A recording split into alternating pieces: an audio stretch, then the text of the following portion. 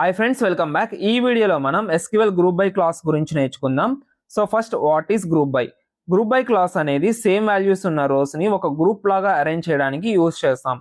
Simple గా చెప్పాలంటే, నీకు ఒక బిజినెస్ ఉందనుకో, ఆ బిజినెస్ కి డిఫరెంట్ లొకేషన్స్ నుండి కస్టమర్స్ ఉన్నారు. ఇప్పుడు నీకు హైదరాబాద్ నుండి ఎంతమంది కస్టమర్స్ ఉన్నారు, బెంగళూరు నుండి ఎంతమంది కస్టమర్స్ ఉన్నారు, లేదా చెన్నై నుండి ఎంతమంది కస్టమర్స్ ఉన్నారు అని తెలుసుకోవాలనుకుంటే సేమ్ లొకేషన్ వాల్యూస్ ని గ్రూప్ చేసి రిజల్ట్ చూడాలి. ఓకే, ఫర్ ఎగ్జాంపుల్ మీ క్లాస్లో 50 మెంబర్స్ ఉన్నారు. ఈ 50 మెంబర్స్ డిఫరెంట్ కోర్సెస్లో ఎన్రోల్ అయి ఉన్నారు. లైక్ కొంతమంది జావాకి, కొంతమంది పైథాన్కి. సో ఇప్పుడు మనకి జావాలో ఎంతమంది ఎన్రోల్ అయి ఉన్నారు, పైథాన్లో ఎంతమంది, ఇలాంటి డేటా కోసం గ్రూప్ బైని యూజ్ చేస్తాం. గ్రూప్ బైని మనం మోస్ట్లీ అగ్రిగేట్ ఫంక్షన్స్తో కలిపి యూజ్ చేస్తాం, like count function, sum function, average function. But ఈజీగా అర్థం అవ్వడానికి మనం మెయిన్లీ కౌంట్ ఫంక్షన్ యూజ్ చేసి ఎగ్జాంపుల్స్ చూద్దాం. కౌంట్ ఫంక్షన్ అనేది టోటల్ రికార్డ్స్ని కౌంట్ చేయడానికి యూజ్ చేస్తాం. So let's move to practical. Now ప్రాక్టికల్గా ఫస్ట్ ఎగ్జాంపుల్ చూద్దాం. ఎంప్లాయీస్ టేబుల్లో డిపార్ట్మెంట్ వైజ్ ఎంతమంది ఎంప్లాయీస్ ఉన్నారో తెలుసుకోవాలి. అప్పుడు మనం గ్రూప్ బై యూజ్ చేస్తాం. Select department, comma count star from employees,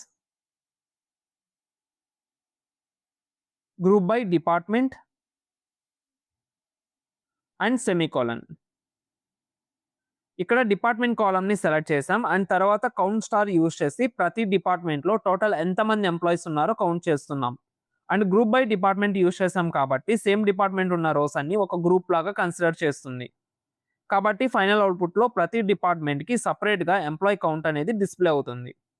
if I run this, చూసారా హెచ్ఆర్లో ఎంతమంది ఉన్నారు, ఐటీలో ఎంతమంది ఉన్నారు, ఇలాగ డిపార్ట్మెంట్ వైజ్ గ్రూప్ రిజల్ట్ వస్తుంది.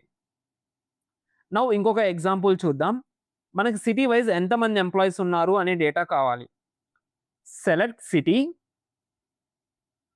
Comma count star from employees, group by city and semicolon. ఇక్కడ సిటీ కాలమ్ని బేస్ చేసి సేమ్ సిటీ ఉన్న రోస్ని గ్రూప్ చేస్తున్నాం.